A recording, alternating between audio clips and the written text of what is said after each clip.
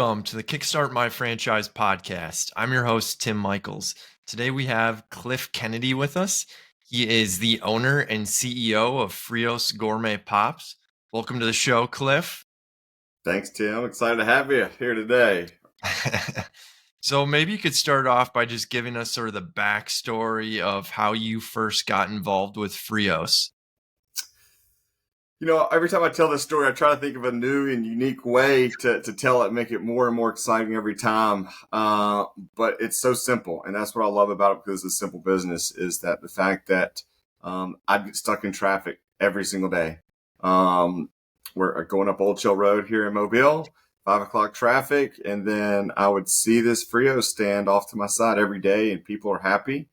And one day I just decided to stop, see what this was all about, and went up to the window, saw all the amazing flavors. And for some reason, it's not even that I like it a lot, but key lime pie stood out to me. It's like, all right, I'm going to try this. And when I tried that Frios Pop, I was like, oh my God, what is this thing? And then from that, I just kept going back and back and back. And I was like, this is absolutely amazing. And then over several months of eating a lot of Frios Pops and looking at it and reaching out to the current franchisee at the time, she was looking for an exit because she just had a big career change.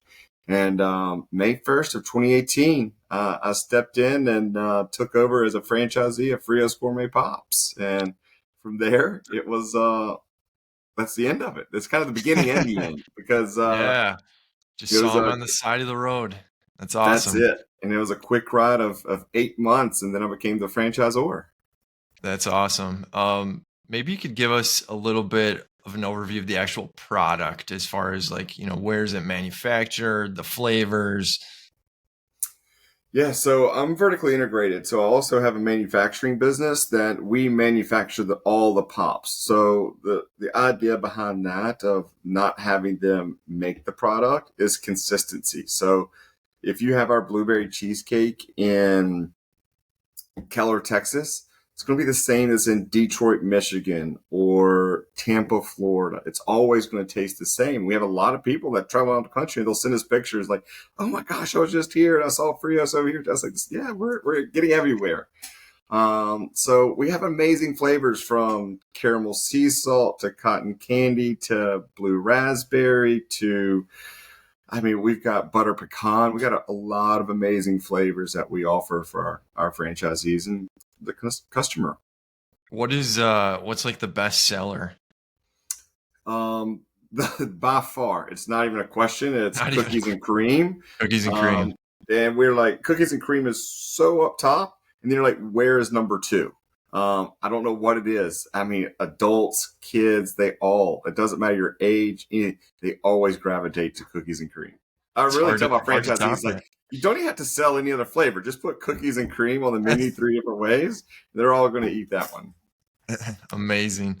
In terms of, what it actually takes to like start this business, in terms of, total investment, and also just like complexity of any sort of like vehicle build out, that sort of thing. Can you talk about both those things, as far as like how much you need to really get going? Yeah, so you can get started with us, out of pocket around 50,000, a little less. But we always tell them, you want to at least you don't want to have that runway capital. So at least have $75,000 of liquidity ready to go, even though you can start for less.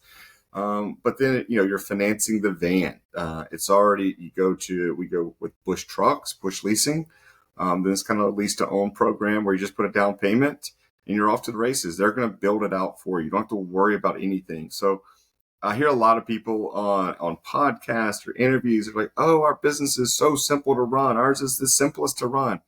I would love to challenge somebody to make something any easier than what we do. We're the modern day ice cream truck. It's, you get on the truck, there is a freezer, and that's it. It's really not any more complicated than that.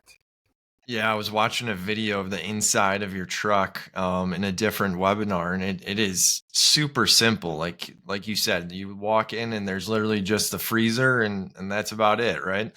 Yeah, it's I actually did a kind of a funny video we put on YouTube the other day. It was like, okay, here's the difference of Frios versus all the other food trucks out there. You got to set up hours in advance for others and get your machines or grease traps warm and making product. Here's the process of how you set up a Frios. Here's the serving window. You open it up.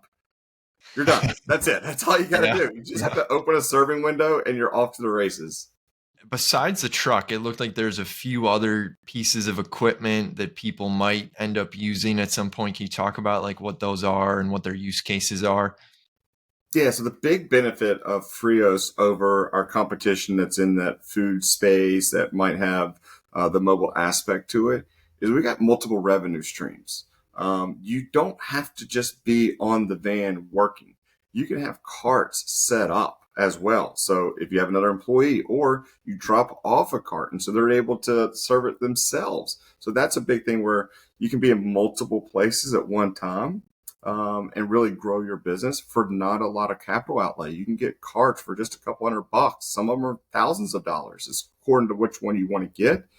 So that's the flexibility. And also the biggest thing that our franchisees can do that our competition can't, wholesale.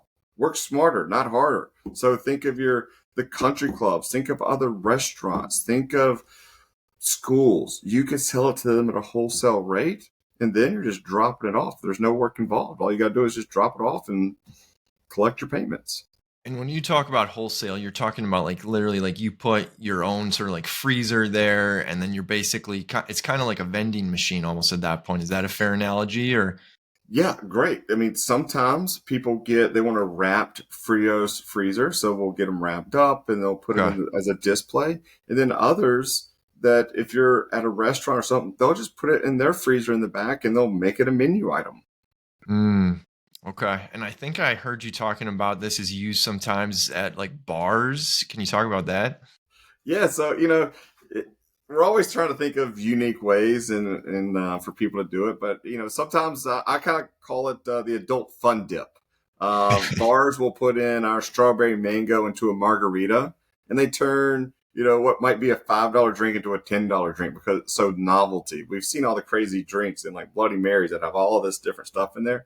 So sometimes just that novelty of having a popsicle, you kind of dip it into your drink and you're eating it. And so it's just fun. So a lot of people Yeah. really gravitate toward, we see it a lot of weddings. A lot of those Okay. will have them at weddings and put them in cocktails, or That's we call them awesome. poptails. I don't see, I feel like I need to move to Alabama because they don't have $5 margaritas up here in Chicago. Like, I got to get some cheaper margaritas around here. You're going to those fancy bars. That's where you're going, though. um, so in terms of like how many events a franchisee could go to in a day, like what does that typically look like? That's the beautiful thing, again, of being a mobile business. So when I bought this business, it was brick and mortar. But what I realized was like, we have to go to the people. It's a lot easier to get in your suite ride, as we call it, and take 1,000 pops to a corporate party of 700 people. That's a lot easier, but you can't get 700 people to come to your brick and mortar store. It's quite as easy. Mm, And so that's where that flexibility and mobility comes to of going out and being able to do those bigger events. And it might be at a school party at lunchtime. You might go to a corporate party that afternoon. You might go to in another school event that afternoon. You can go 4, 5, 6 events, but you could be in multiple places at one time because your van might be in one location. You might have 2 or 3 carts set up in other. Like Friday Night Lights is big. Football's big here in the South. It is mhm. quite common for a van to be at one game and 2 or 3 carts to be at other games. In terms of like, let's say I'm somebody, I've got some money. I love the concept, but I don't actually want to be on the truck. Like, do you have any people operating it like that? Is that a business model that works in this situation or? Again, you're asking all the right questions. There are businesses where I fully believe no matter what, and we see it all the time, is like you get out what you put in. Okay, Yeah, this absolutely. does allow the flexibility that someone might not want to grow a multi-million-dollar business. They want this really as their side hustle because they want to teach their kids the value of a dollar. They're Mhm. semi-retired. They're not looking. They just want something to keep them busy and occupied. There are people in life that are like that. Mm-hmm. And that's what resonates with this. We've had people that said, I want to buy into this business just to teach my kids the value of a dollar. I can afford to do this. I'm going to teach them. We're going to work it. We're not going to be your biggest franchisee. They're letting us know that, but that's what makes them happy. That's the check box that we check for them and answer, hey, this is what I need in life. And that's what, but we have people that are all in. They are Yeah. absolutely on the van all day, working the events because they love to do it. That's Yeah. what their idea of success. They want this to be their long-term business and really grow multiple territories. So, Mm-hmm. um, I'm definitely in that camp that everyone's talking about. You got to be fully involved. Absolutely. But there are some times in life where it's not a huge investment. They can afford, and they're just like, you know what? I just want to like do this because it makes me happy. It Yeah. makes me feel like a No. kid again. Makes a lot of sense. Do you have any franchisees doing this in like colder weather states? Because I can hear, potential clients, in more northern states being like, this is a seasonal business and I don't see it working, here. Yeah. No, we've got them all over. We've got them in Detroit. We got them in Pittsburgh. I mean, look, it gets cold here in the wintertime. There is a seasonality to this business, but a lot of our franchisees, they do one of two things. Either they're really excited about the slower season so they can relax, regroup, and like just breathe a little bit because they've been going so hard all summer and fall. But then that's also their time to, you know, once, you're in December and January, they've been building up their calendar because you can't just sign up in June for a, July event. You've got to Yeah. sign up months in advance. And so they've been doing the logistics part of building their calendar going into peak season.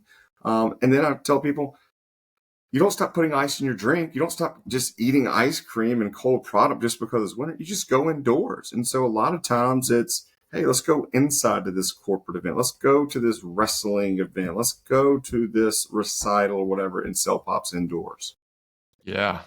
Yeah. No, that's makes a lot of sense. In terms of like success stories, like, can you talk to us about, some franchisees that have, maybe started with like one truck and grown or just some inspirational, tidbits here? Yeah. So the question we get all the time is, why don't you have an item 19? Why don't you have an item 19? Because we don't. We might in the future. We just don't have them. We're just a high cash business. Take it what you want. I tell people all the time, I'm not trying to reinvent the wheel. I look up to Kona Ice. They are my biggest competitor. They got 1,600 locations across the country. Never have had an item 19. They are successful. Mhm, And so where our mhm. success comes from and the validation is look at our franchisees that might have started with one territory and now have their second or third or fourth territory.